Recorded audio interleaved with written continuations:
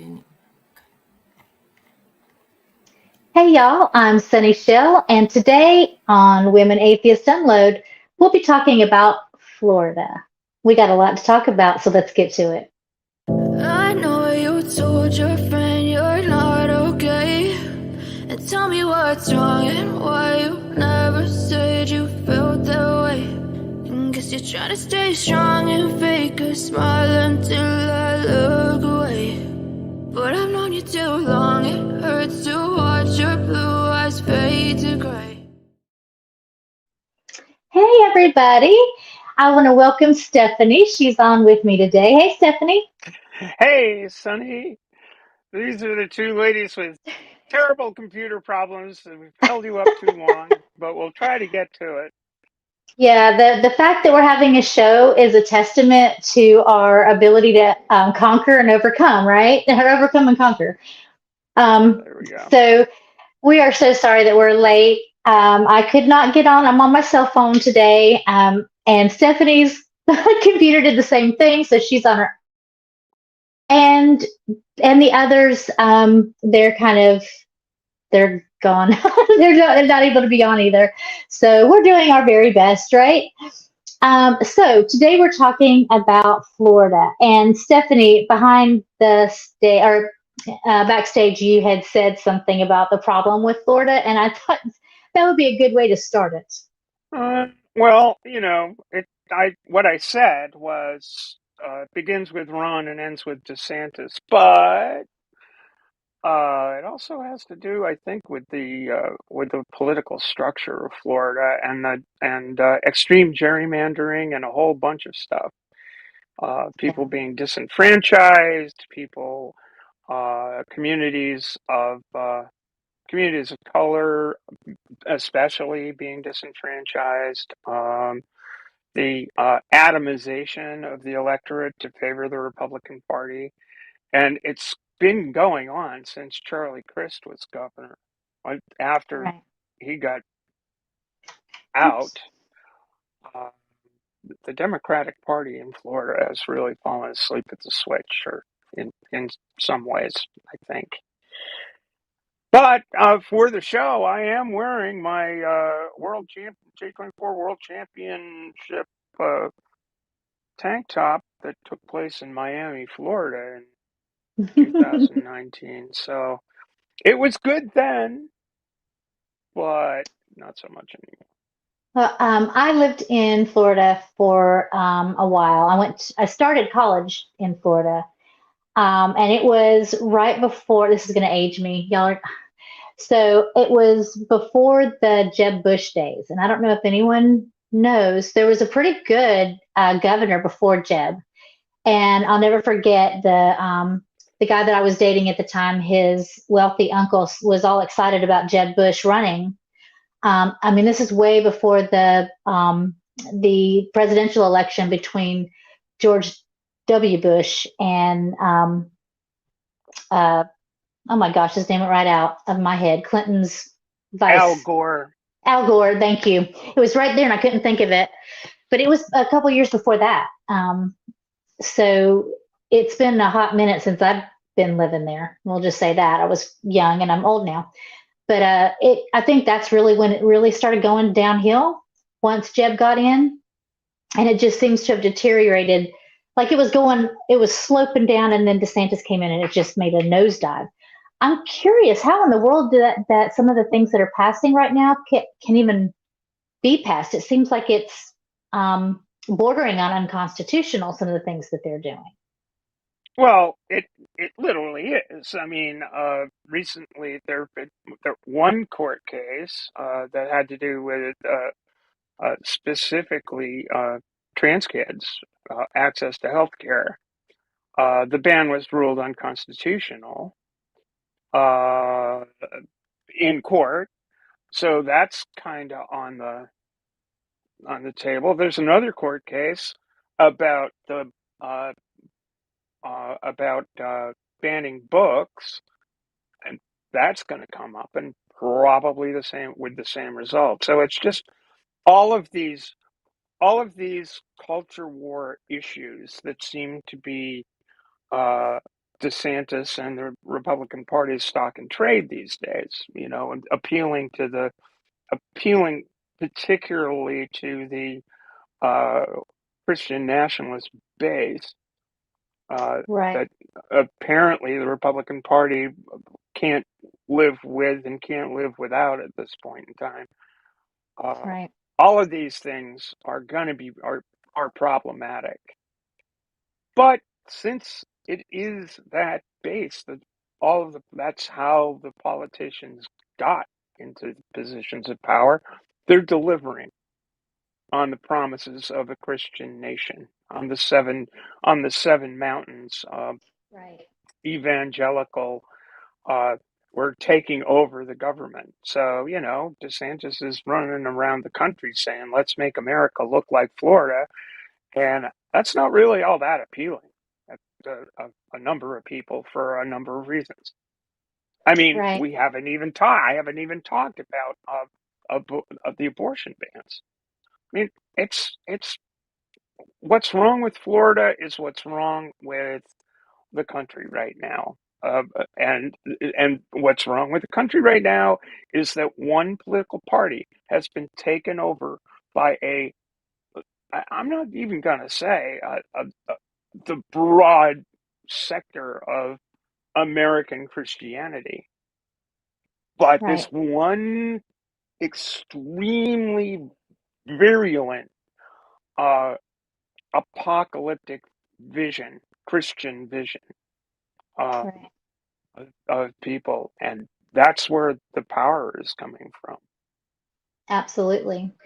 It's mind-boggling to me how co-opted it's become by the people that used to be the radical fringe. I mean, anyone in the Republican Party that used to be centrist or used to actually be the traditional sense of conservative, they're long gone. I mean, they've been pushed out completely. It started with all the Tea Party people, and it just kind of accelerated from there. But on top of that, they've pulled everyone to the right. Our center is now Right. very far to the right. And I don't know exactly how we're going to overcome this. I think it's going to take a long, long time. It takes a long time for rights to be fought for and won, but it takes a blinking of an eye to lose them. And I think we're all seeing that right now, how fragile our rights are. And I wonder if the average American has the fortitude to do what we have to do to change this. I mean, it takes vigilance and it takes action. We can't even get people to just go to the polls. It's difficult to get people to go to the polls. And if we can't even do that, how are we going to really do the work necessary, the work that we saw during the civil rights movement? I think we've become complacent. Oh, I agree. I agree. There's an awful. Uh, there's always this. There's the phrase that war is politics by other means. Well, the reverse is the truth too. Mm-hmm. Politics is war by other means. So if you have, uh, you know, if you want to have a democracy, if you want to have a situation where the uh, the person with the most force, if you want to avoid a situation where the person with the most force is the person that gets to rule, you know, uh, then you have to go to the polls. You have to. Right. I mean, the only solution that's really peaceful, the only way out of this is for people to realize that their rights are on the chopping block too. It's Mm-hmm. when a woman can't decide, uh, and can't make her own reproductive choices, the lack of that right, the lack of that freedom, the lack of that bodily autonomy redounds to her family, to her partner, to all of society. And regardless of your of how you individually feel about questions as to when human life begins and all of this other stuff, in a civil society, you have to afford women that choice. You just And have to. it's not even about, or it's not all about the issue of terminating a pregnancy because, for reasons, for whatever reason. We're also talking about women who have serious health issues, who without terminating the pregnancy will die, or they Mhm. have a fetus that has not survived, and the doctors are not even willing to remove a dead fetus because they're afraid of what will happen.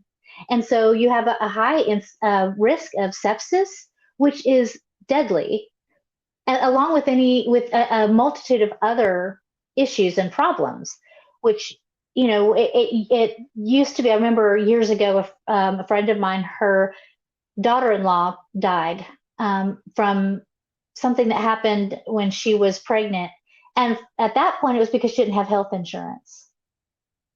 And so Right. she wasn't able to get the care she needed. Now we're talking, it doesn't matter.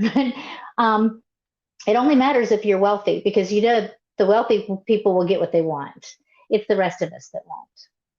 I mean, I am old enough to remember this situation, the situation that existed before Roe, before Griswold, before before people had access to birth control. I mean, it's Right. not like humans don't fuck. I mean, let's Right. let's be real. I mean, let's be honest. It's not like you're going to not have high school boys and girls getting into trouble Right. along these lines. And I remember, I mean, I grew up in Massachusetts. I remember, and abortion was illegal in Massachusetts. It was legal in New York. So when a girl in high school was away for a couple of weeks, oh, where's she gone? Till she went to New York on vacation? No. And Right. as you say, it was, the people with the means to do so could have safe access to to reproductive health care, Right. and the others did not. And Exactly. a lot of those others uh, wound up with complications that uh, ranged from uh, sterility to fatality. So Exactly. and this is the thing. And so this is what I'm saying is, when that right is gone, it's not like it's a cascade. And the way I see it, it's Absolutely. that was the culture war issue that Hmm. motivated um, this particular strain of authoritarianism that got these people into office, because abortion icky, that was the political impetus for this thing. And when they lost that issue, suddenly it became what? Gay marriage. Right. They lost Thank you, that Jay. issue. Absolutely. Lose that issue. Lose that issue. It's the crazy transes. Thank you, Jamie And so West, for your all of for these your things. really quickly. Let me say thank Yeah. you to Jamie West for $9.99 for your super chat. They say, I say we make a new party. I vote the Fabulous Party. That is what Stephanie and I are. We are the leaders of the Fabulous Party, right? Fab. There we go. We're totally fab. Anyway, I'm sorry to interrupt. I just wanted to get that out there. Continue on. As well, you should, because super chats are really important. Helps the channel out and everything else. We really appreciate it. Thanks, Jim. I don't know. I think I'm at the end of that particular riff. Okay. Well, I think that's a really an important thing to discuss, though. I mean, you're right. If we don't have our basic autonomy, we don't have anything. And when you said that abortion was kind of the impetus to start getting the GOP into such a power structure and kind of taking over the government in a sense, I think it's even wider than that. I think that is a part of it, but I think that this has been a calculated, systemic push for probably the last 50 years or so. That you had a group who thought, we don't just want to have power whenever the people say we can. We want to have power that is full and complete and total because we are smarter than everybody else. And so, what's the best ways to do that? Well, you have three pillars. You need to find three pillars, and that's religion, it's guns, and it's abortion or rights. Not just abortion, but the same-sex marriage and those type of things. If you start putting those together, it is a very effective tool. And I think that's what the Republican Party has had over the Democratic Party. They're very well, what's the word I'm looking for? They have a structure. They vote en masse, whereas the Democrats are the big tent. We have a lot of different views and beliefs, and it's hard. It's like wrangling cats. We're not about to infringe on somebody else's rights. We want it to hear everyone's viewpoints. So we have a more diverse, voting block. And I think as wonderful as that is, which I agree we need, it's also our Achilles heel, because we're not just lockstepping, and we don't have people like pastors and preachers standing up in the pulpit and saying, this is how you vote if you are a believer in Christ, that you don't vote for those evil Democrats. We don't have that same type of unifying power, shall we say. Mm-hmm. A lot of it goes back to the moral majority, Jerry Falwell and Paul Wayrath, who, back in the day, even the Southern Baptists didn't really consider abortion to be a major issue. But Wayrath wanted to make it a major issue, and again, it's I think that there's a strain of people that think that they're losing, particularly white Christian men think they're somehow put upon, even though they have always held sway in this country. But a certain number of insecure white Christian men are happy to lap up the notion that they are, in fact, the persecuted ones, and they're going to take it back. And Right. and that phrasing gets used, we're going to take our country back. Right. But there's a huge sense of hubris there, because they think it's their country. They really think it's their country, which Right. means, the woman haters man's club crap. These guys are taking over the whole show, and living out their junior high school fantasies, I guess, in some respects. Yeah. It's very Absolutely. weird. It's very Well, I weird. think that's one of the ways that guns has become such a popular thing for them. Guns and anything that can help to masculinize them, masculinize them. Those are awesome things, aren't they? And so, you can't possibly take those guns away. I remember just the other day, I don't know exactly when it aired, but I happened to see it just the other day. It was on Jon Stewart's show. What is it?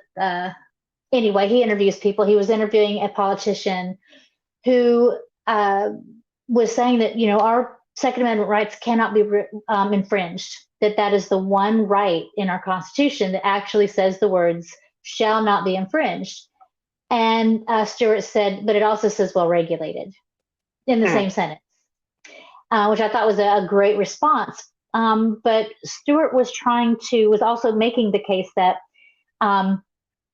if you, on one hand, say that having more guns in the hands of Americans is what makes us safer, but you don't actually look at the data and the statistics. Exactly. I mean, it doesn't make any sense. He said, when are we going to have that tipping point? When is it finally going to be safer? Because there's already so many millions of guns out there. And yet it's not safer. It's getting worse. So at what point does it start getting safer? And I think that's the problem is that we have facts behind us. They don't care about the facts. You can tell them that. You can show them that. They're not going to listen. They have their own facts. They have their alternative facts. And it doesn't matter if kids are being killed in schools. Kids are going to school and going through mass shooting drills. It doesn't matter. We're not going to do anything to solve that problem because men and their guns. And I really feel fear for our future in that respect, in a lot of respects. But with that fragile evangelical white male sense of self, I guess. Yeah, it's flat Earth creation, or young Earth creationism.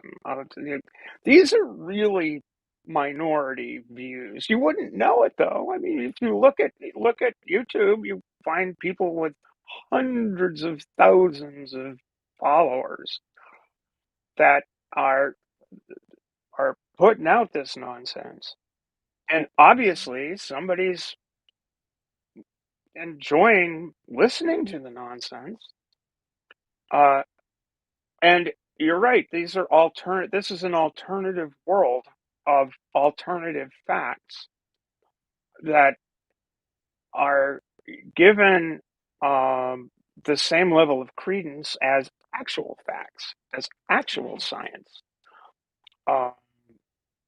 And out of that springs conspiracy theories and this and that and the other thing.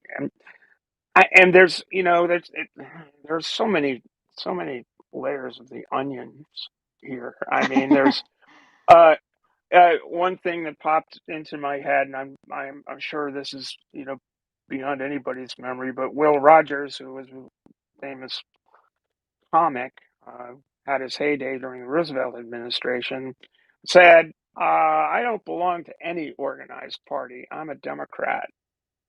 So this stuff isn't new. Right. It's always been a coalition building thing. But the thing is, we need to get our coalition to get to the polls. Otherwise, it's January 6th after January 6th after Right. January 6th after January 6th.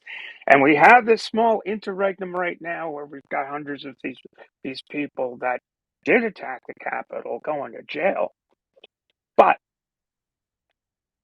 we need to put the people that drew them to the Capitol Mm-hmm. in the dock and in the stocks and Right. kick them the F out of office. Right. Marjorie Greene, gone. Lauren Boebert, gone. Matt Gaetz, gone.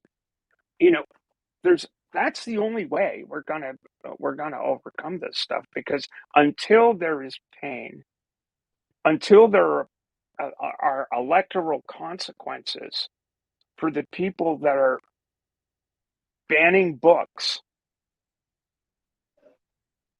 restricting women's reproductive healthcare choices, restricting, putting new restrictions on the rights of people of color to vote.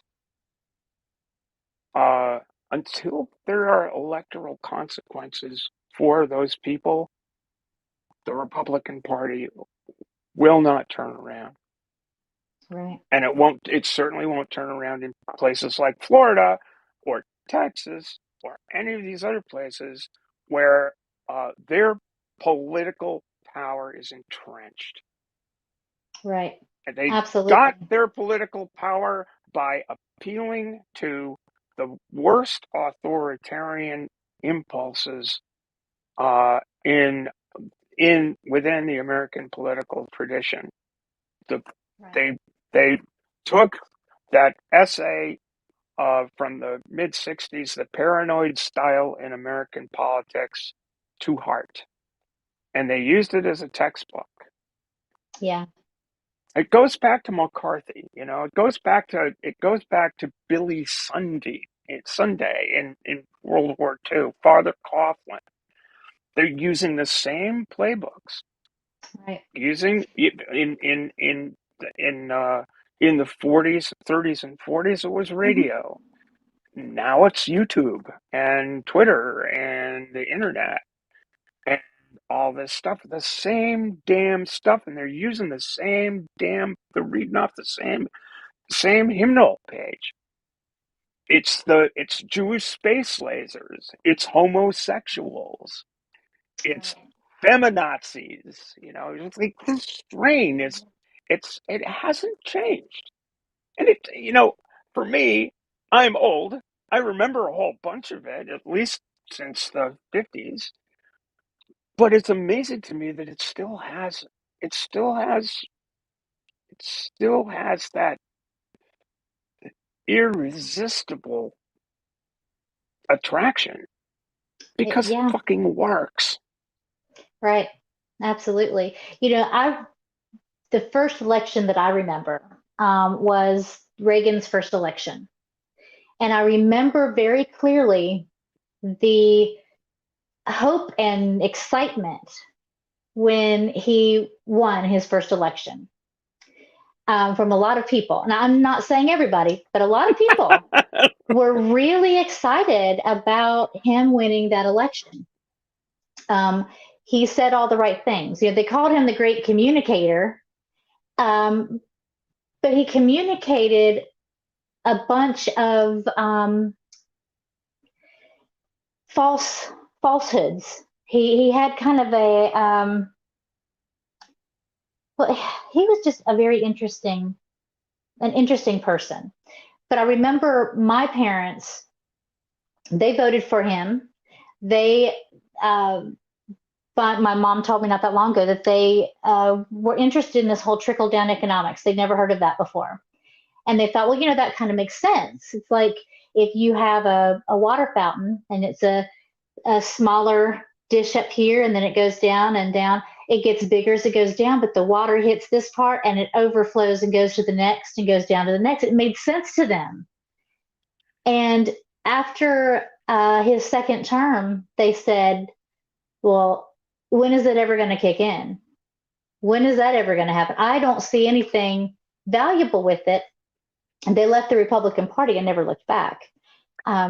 In fact, before my dad died, I think he was about as far left as you could get without tilting the world. He was he was an atheist and a far left feminist is what he called himself. Him and my mom were they started out as being in being active in politics with Obama. And then they moved on and went to Bernie Sanders. They were both Bernie bots or whatever you call them. They were super excited about Bernie. They were my mom, I think she still is, but now she's very interested in AOC and some of the younger ones. She says that we have to get rid of these old people, and she's almost 70. She's one of those She's quote my unquote age. old, yeah, old ones is what the young people think I'm ancient. I mean, my goodness. Um, but I think that they have a point in the sense, not that you have to be a Bernie Sanders supporter. That's not what I mean. But I think that one of the problems, not just with our party being, or the Democratic Party, I should say, being a big tent, and not having that unifying thing.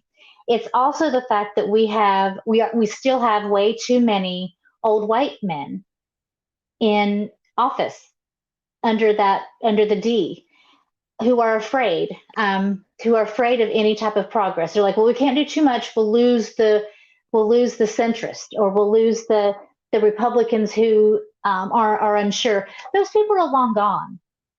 They're not there anymore. And if you want to really motivate people to get to the polls, you need to speak their language and look at what they want. And what they want is more access to comprehensive health care. We want more rights to our own bodies. We want this war on the LGBTQIA plus population to stop, because we actually support them. We support, and I'm included in that community, but you know what I'm saying. It's no longer the days of saying, gay is a slur. It's no longer a slur. It's something to be proud of. We value human rights, and we value people who want to just simply live their authentic selves. That's what we want. Sure. And if they would move towards that and start, supporting those politicians that are looking for that, like AOC, just for example, she's the one that pops into my head right now. We might actually get people excited enough to go to the polls. Well, it's funny mentioning Reagan and as the great communicator. Well, the great communicator started out that campaign against Jimmy Carter in Philadelphia, Mississippi, which was where 4 civil rights activists were killed. Yeah. So he was communicating that side. It was a dog whistle that I'm starting this campaign in Philadelphia, Mississippi, and you all know what that means. I can't fly the stars. I can't fly the stars in bars. But in my heart, I'd like to. Right. Yeah, and with Reagan and gun control. Reagan was governor of California. When Reagan was governor of California in Sacramento, and I believe it was 1968. No, I think it was later. It might have been 1969 or so. Huey Newton and the Panthers decided that they would, they'd do a demonstration on the Capitol steps in Sacramento, and they did it with not loaded but automatic rifles. They all stood there with guns on the. At the time, there was no gun control in California. They had a perfect right to do that. But within the week, there was a gun control bill introduced by Governor Reagan. Right. To make sure that it never happened again. Because we don't want to have a certain class of people walking around with firearms. And he carried that right up into the White House. I mean, he put in a ban on assault rifles, and it just is very interesting to me. He also, I think, he was instrumental in the modern day culture wars, because he had the attack on the welfare queen, and that was part of that first campaign too. Exactly, it was. He took out the rungs of the ladder to get out of poverty. We had a way out, and it was through social welfare, and it was effective at one time. And I don't think people realize that. They don't know that back before Reagan, you could actually get yourself out of poverty through the social welfare program. You were not always on it. It was a way to get yourself out, and he took that ladder to crawl out of it, and he took off several of the rungs, and then he blamed welfare for that, and blamed the people on welfare for that. And those fragile white sensibilities were like, yes, absolutely, because I may be on welfare, but I deserve it. It's those others that don't. And he was talking about them, and we all knew it. Mm-hmm. Mm-hmm. Yeah. So in a really, I think in a real sense, a lot of this goes back to that paranoid style in American politics that was making reference to with the Joseph McCarthy, uh, who was from Appleton, Wisconsin, rural area that scare the living bejesus out of people because the wrong people are getting the advantages at the expense of the right people. You you white guys. The thing is, I want to go back to a point that you made about um the old white men thing because Mm. Bernie Sanders is an old white guy. Yep. The and the thing about that is poignant to me is that when I was, let's say, Reagan, 1980, I was in my late 20s, I think, when Reagan got elected. I voted for Barry Commoner in that election, and I'll never do that. I'll never make that mistake again. I voted for Barry Commoner, not Jimmy Carter, and I got Ronald Reagan, and that sucked out loud. But so don't think that third party is a solution in American politics. Right. It never is, never will be, until we have, like Maine does, you know, until we change first past the post. It's just not. Absolutely. There's always going to be two parties here because there's no other way to it. That's right. But I am of that generation where I thought the the battles that we fought, particularly my siblings fought. My siblings were both. My sister in particular, was very active in the civil rights movement. Worked in Augusta, Georgia, in the late '50s, early '60s, registering voters, working with kids, working with young people. Um, there's a severe gap in our ages. So she was active in the civil rights movement. I was active as protesting the war in Vietnam. And I thought, and she thought, with the successes of um, uh, the with at great cost. I mean, people forget. I've made reference to Philadelphia, Mississippi. There were 4 people killed there. There were children Right. killed in a church in Birmingham, Alabama, Right. Right. in the '60s. Uh, Yep. eh, you know, these victories did not come cheap. Mm-hmm. People like to think uh, that the Edmund Pettus Bridge is just a memory. Well, for some people it wasn't. For some people it was a very bad memory that required medical attention. And when Right. you see those films of Bull Connor letting the dogs loose, if you see them, and Right. having the fire department hosing people down, that Yes. was real shit. That was war. Absolutely. That was war. Mm-hmm. And somehow, through political means, we got the Voting Rights Act passed. We got the Civil Rights Act of 1964 passed. We we uh we my uh late teens, early 20s were saw um saw Roe v. Wade. That decision, the whole loosening uh, of the right of married couples to access birth control, that was Griswold. That was in Mm-hmm. 66. And it wasn't until 1970 that anyone could have access to birth control. You Mm-hmm. had to be That's married.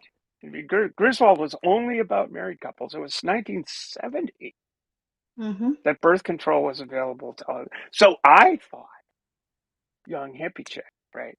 I thought that with all of this progress getting to this point, we had won. What I didn't realize was that a number of my cohorts, members of my generation, who were on the social justice side of things, uh, who were like, uh, whether if they were religious at all, they were not. They were not young Earth creationist types. They believed in science. They believed in the achievements that are possible when people start thinking about stuff. I mean, I thought that we'd made significant changes, significant enough changes that there's no going back. But a bunch of my contemporaries, people my age, thoroughly resented all of that change. And they were the people that worked tirelessly to undo everything we'd achieved. And my warning to younger folk today is don't think,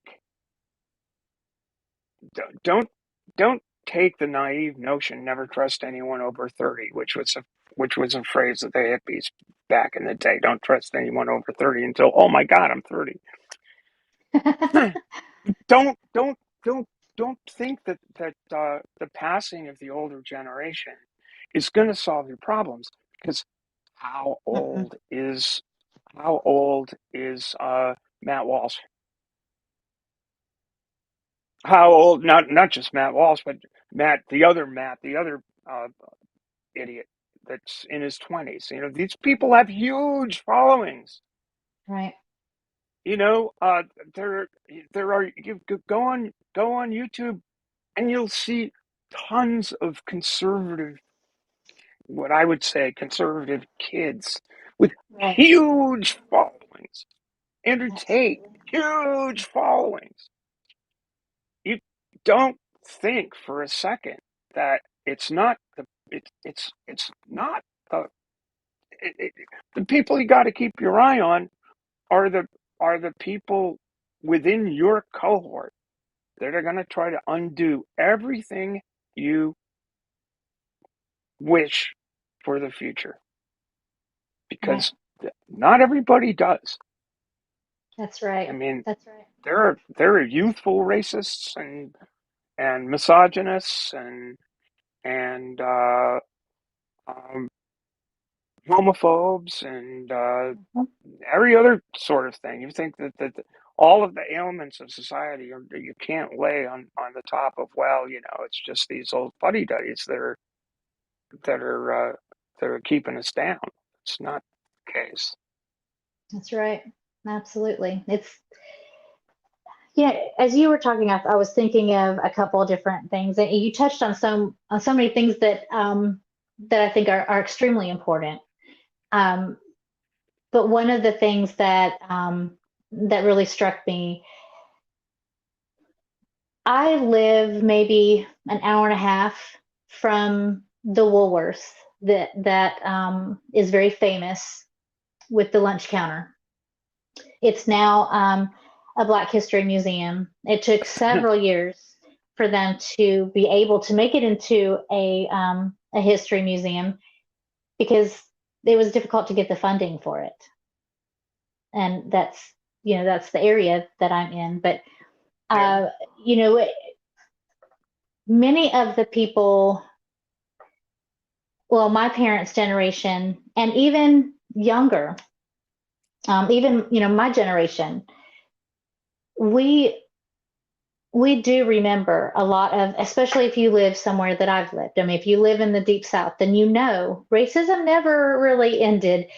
Some people think that racism ended for a while and it's only reared its ugly head since Trump. And that's so absolutely not true. Um, we have watched um, Black people, Hispanic people, and any other marginalized group being vilified, how would I say that? They've been made scapegoats, so forth. We've seen this happen in our own lifetime. So, uh, and the other thing was, as I said early on, our rights are hard won, but they're easily lost. And Right. I think when I know when I was, in the 80s, I was in school thinking that, we're in such a great place, because I was so young and naive. I thought, look how far we've come. And, we're only going to progress further. I remember when I first started in college, there was I was in a political science class, and the professor said, and I'll never forget, you know, politics runs in waves. Everything runs in waves. And right now you think that we're at the pinnacle of democracy, but that's a dangerous place to be because there's only one way to go from there. And he said, I believe that we're about to see, he said, in the next 10 or 15 years, the decline of democracy in the United States. I thought, wow, that's Yeah, right. scary. And I don't believe it. And he was absolutely right. The only way to save that democracy is action. You can't sit there, you know, at home and think that everybody else is going to do it. That is a psychological state that we all have, where we all assume someone else will do it. We see it all the time in our life. When you have they've done studies on it where I can't think right now of what it's called. The effect is that where you have someone who is being hurt, and there's several people who are walking past the person being hurt, and they all think the other person's going to call for help. It's a phenomenon, a psychological phenomenon that we do. We just assume, well, there's a bunch of other people here. They'll do something, but everyone is thinking the same thing, and so no one does anything. And that's where we are with our political security, our democracy. Going back to Florida, No. you think about there are teachers now who are not only having their jobs put on the line, but are actually facing jail terms because the words that they use or the curriculum that they've always used and now suddenly can't. There's a teacher who, and I think it's in Florida, but she showed a Disney movie to talk about, it was about earth science. And now she's in the hot seat for it because somebody thought that it had something to do with being Yeah. LGBT, Yeah. affirmative. And Yeah. it's like, are you freaking kidding me, people? Where you Yeah. cannot, you have to be afraid of every single thing that you do because the, the police are going to come and get you. I mean, talk about a dictatorship. Talk about having things controlling. What about those right that uh, individual rights that the Republicans said that they were for? That they're for the individual rights. No, they're not. They're for their rights, and they want to push that on everybody else. And you see it very clearly through the legislation that we're now seeing in Florida and Texas Yep. and other places. I got to interrupt you for a second because I haven't been assiduously checking on what our producers require of us. Not only that, but what we really enthusiastically wish to do, which is thank you to our patrons, Sidney Davis Jr., Eric Othall, Tara S., Rian, Deneen Murphy, Dan D., Michael Weissman, Kathy Cotton, Cindy Plaza, Sonny Shell. That's you. Yes. Yay! Aaron Colson, Phil Calderon, and please don't forget to check out the other shows on Skeptic Haven, Secular Soapbox on Wednesdays, Thursdays, the Sunny Spot featuring Sunny Shell. Saturday, Global Atheists, which was a really good. If you haven't caught it yet, go back and watch the Global Atheists with Hein and I couldn't pronounce, even if I could recall, the name of his guest who was discussing India and what's Mm. going on there. It was a great presentation. I enjoyed it very much. And this show, of course, Women Atheists Unload, and we are certainly unloading. And Yeah. let's talk also on Sunday. So there we go. Yeah, I'm really excited about the Let's Talk. Let me just say that it's fantastic. I love it when we get the questions from the chat and we can kind of get that interaction. When we're doing a show, I can see the chat. Well, today I can't because I'm having computer issues and I'm on my cell phone. But normally I see the chat and I see what's kind of going on, but I don't respond because I'm too busy thinking about what we're talking about and I have other things going on. I love to interact with those people in the chat. And Let's Talk gives us an opportunity to truly interact with our viewers and to get some really great conversations going that they want, not just what we want. And so I love that show. So please, y'all, check out Let's Talk on Sundays. We really love that Oh, show. I had a great time last Sunday, just hanging out with SR. It was SR and me, and we had uh, we were juggling some stuff, and we didn't get a lot of we didn't get a lot of calls, but I enjoy that format a lot because Mm-hmm. it does get you thinking. You can't just sit there and blather on. And switch. That's And right. there we go. It looks Yeah, like we have oh, we have super chat. yes, Jamie West, thank you, 4.99. What talking points or tactics can we use to best counter the GOP tactic? Oh, that's such a great question. So, Cindy, I almost said Cindy. Stephanie, how about if you go first and then I'll give my opinion? Well, I think that um, you're you're going to be hard pressed uh, to go at a true believing QAnon, uh, or for that matter, uh, seven mountains, apocalyptic Christian fundamentalist who is determined to make America a Christian nation. That's not your audience. Your audience, when having to confront people like this, uh, is the broader society that actually thinks that uh, that there should be gun control. There should be uh, individual liberty as regards reproductive choices, as regards choices um, um, for your overall medical health and stuff. I mean, the arguments that you would make is you're talking about death panels. Well, what the hell is a state legislature doing, being that death panel, Mm-hmm. to say that these medical decisions are not yours anymore; they're ours. Right. You want, what what I don't personally trust a car dealer to make medical decisions for me, even if they're sitting in the state legislature.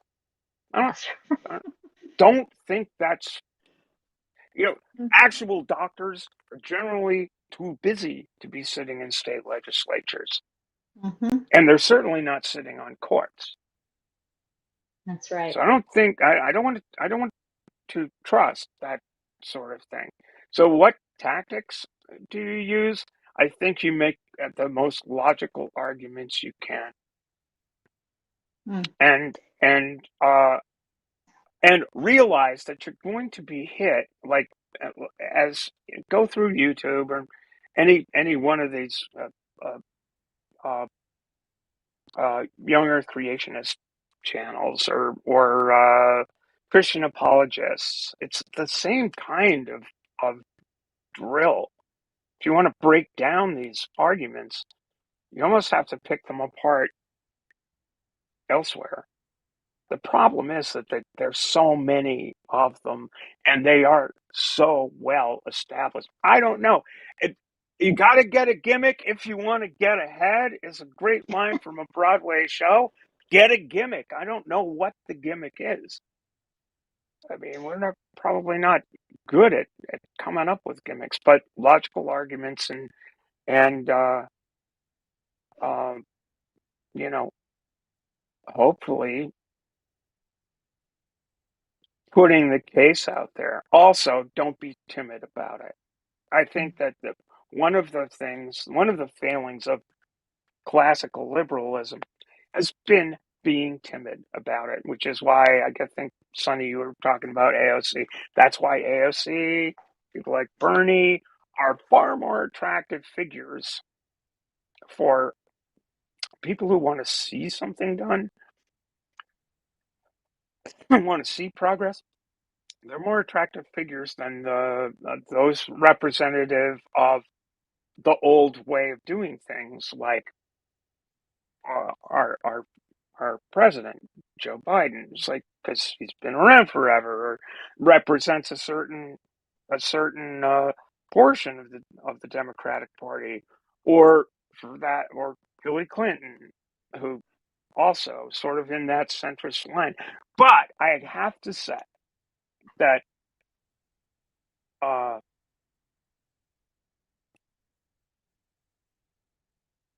there's a value to getting behind a skilled politician. And you cannot deny that Biden is a skilled politician. The amount he has been able to accomplish, given the makeup of the House of Representatives and the Senate, Mm-hmm. I mean, you have to be really fucking smart, politically adept, to get the infrastructure shit that the Biden administration was able to get through both houses of Congress and signed into law under these circumstances. So I don't, you can hate them, but go with effectiveness. Go with effectiveness all the time, and let do stuff. If you're in a position to do stuff, you do what you can, where you can, when you can, Mm-hmm. and vote for people that, like, up the level, Mm-hmm. up the ladder, that are able to do that at a higher level. And I think Biden actually has done a tremendous job, given the table he's sitting at right now. And we need to change the table too. That doesn't mean that a 80-year-old guy is going to be the expert. I wish that there had been. I wish there had been, in this cycle, I wish there had been someone that seemed to possess those skills. And I think that part of the problem in American politics is that those skills are few and far between. it's hard to find them. I agree. I think Anyway, as I'm thinking about the tactics and the talking points that we can use, um, the first thing is you're going to get nowhere on social media. Having arguments on Facebook or on YouTube chat is not going to do it. You're just not. You have to be face to face. That's the first thing. And I think instead of, you can give every bit of facts, you can have sources cited, you can show them things, and they're just not going to believe it. I mean, if they are a true GOP follower at this point, what you have to do is ask them questions. Ask them questions. Just listen to what they say and then ask them questions, because as you ask them questions, they start thinking. They have to think. They have to think of their response. Maybe you say, well, how is that? Or, oh, where did you hear that? And how do you know that? Just continually ask them questions. And then you can say, oh, I thought, and then you can put in yours. Don't be overly aggressive, because you will turn them off. Instead of having a conversation, they're going to be thinking about their own rebuttal while you're talking. They're not going to be listening to you. They're going to be thinking about what they're going to say. We all do that. But in fact, we have to learn what's called active listening. All of us have to learn that in order to actually have a conversation. Otherwise, all you are doing is thinking about your next response. And we all do it. But instead of doing that, just ask them questions. And think about how you're going to ask them that questions, because you want to ask specific questions that are going to get them thinking and get them realizing. You see some really great ones. The guy that used to be on the Daily Show, what is his name? He's always going to the Trump rallies and he asks them questions. He does things a little bit differently. Yeah. I can see his face. I just can't think of his name. He asks questions that they oftentimes don't catch what they're saying. I don't mean doing that, but I mean ask pointed questions that do get them thinking. That's the first thing. The second thing is vote and talk to everyone else you can about voting. Always talk about voting. The third thing is vote in local elections and every single election that comes up. But when you actually start doing that, you realize that we vote more than any other country in the world. It is unbelievable how often we have elections. It really is. We tend to focus on the presidential elections. And, of course, the midterms get very little attention. It's the local elections that do it, though, y'all. It's the local elections that do it. Trump would not have been able to be as successful as he was in thwarting things if it had not been for the local elections putting the foundation in for him, because they're the ones who are able to set state legislation. They're the ones who make the biggest impact on you as a citizen. And they're also able to decide the districts that you vote in. And those in turn help to decide the presidential elections. They determine every election. So be very tenacious about voting in the local elections. Also, vote Democrat. I don't even care. Vote blue, no matter who. You've heard that. And I would normally, in any other context, I would say that's just ridiculous to ever do anything just because of a letter by the name. Views expressed may not be the views of. That's exactly right. Thank you. Very true. But you have to. The reason that I say that is because, as Stephanie said, third party, as much as I wish we could do third party, believe me, I do. But our system is set up to only allow for two-party system. We would have to change the ways that every state does their election, and then the way that our federal government does their elections. There are states that have it's like the great state of Maine. The great state yes, of Maine has ranked choice voting. And ranked. That's what I was trying to say. The ranked it's choice, absolutely, absolutely great Hmm. because we put it in after uh, the citizens of the state of Maine. We're tired of. We had a plethora of third-party candidates who basically cleared the deal over time. We had Paul LePage was elected governor twice, and both times because of a third party candidate. And Paul LePage is one of these Seven Mountains guys. You know, uh, Hmm. very very conservative values. I won't refer to his party. It's like, but that's what that party has become. Um, and now we have the actual chance. We have an independent senator in Angus King. Uh, we have, uh, you know, but we have the opportunity for whatever progressive values, secular humanist values, being represented no matter what party.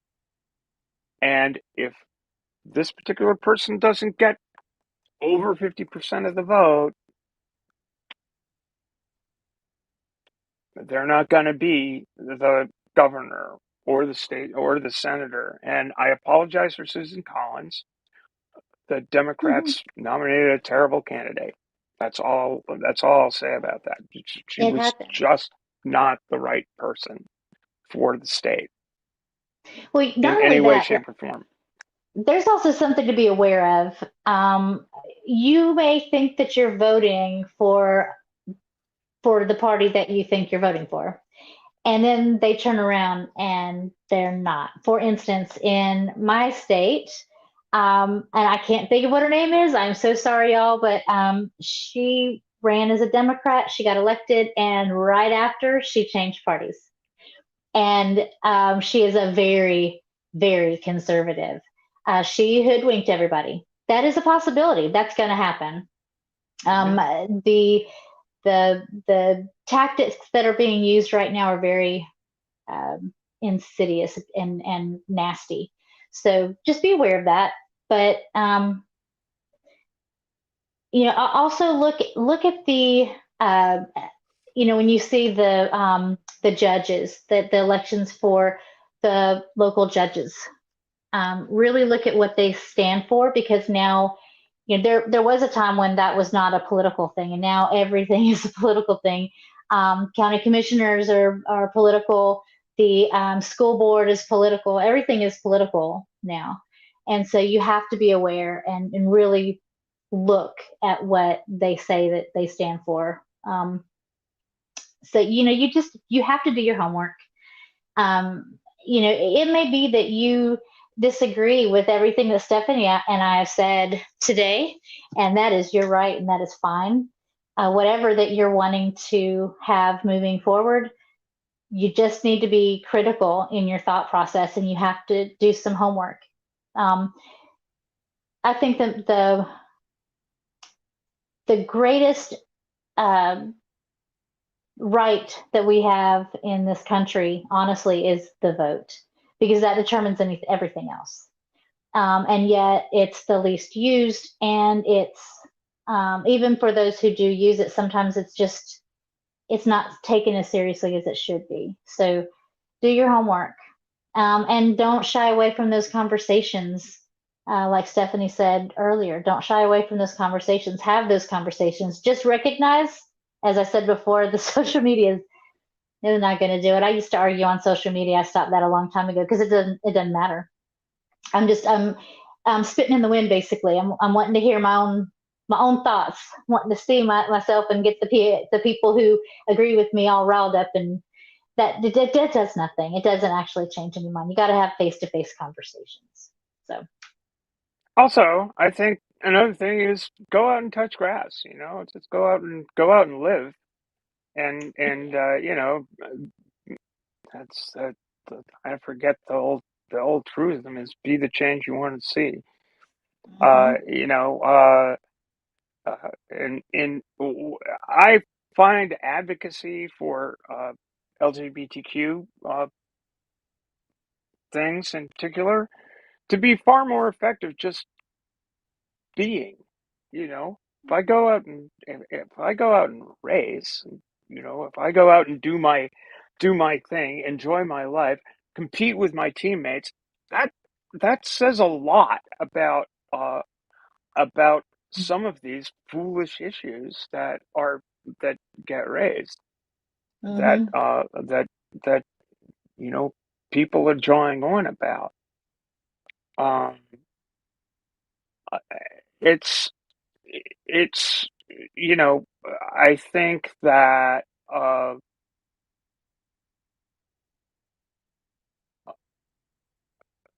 that we get, especially those of us who are do stuff on YouTube or do and engage here, miss the broader picture. And I think that you can be a good deal more effective just living and do that. Mm-hmm. Do more of it. I love it. I love that. Well, again, click the like, subscribe, share, do all those wonderful things because they are free and they help us a lot. As Stephanie pointed out earlier, if you really want to help us, try being a patron. Also, if you have any desire to maybe volunteer for us, we have some volunteer positions. So get in touch with us. We'd be glad to talk with you. And until next time, well, first, before I say that, I just want to thank all of you for coming on and watching us. We were late coming on today, and you still stuck around and you watched us. So we really do appreciate that, especially when we have all these technical issues that screwed us up. Stephanie and I were like, oh my gosh, okay, let's just go. Yeah, So thank whatever. you. Yeah, thank you so much for helping us and supporting us. We really do appreciate it. Check out all of our other shows. Check us out next Saturday. And until then, remember to always think critically. Bye, everyone. Bye. I know you told your friend you're not okay. And tell me what's wrong and why you never said you felt that way. And guess you're trying to stay strong and fake a smile until I look away. But I've known you too long, it hurts to watch your blue eyes fade to gray as you fade away, as you fade away. Yeah, I'm about to fade away, 'cause every time I wake up I feel like it's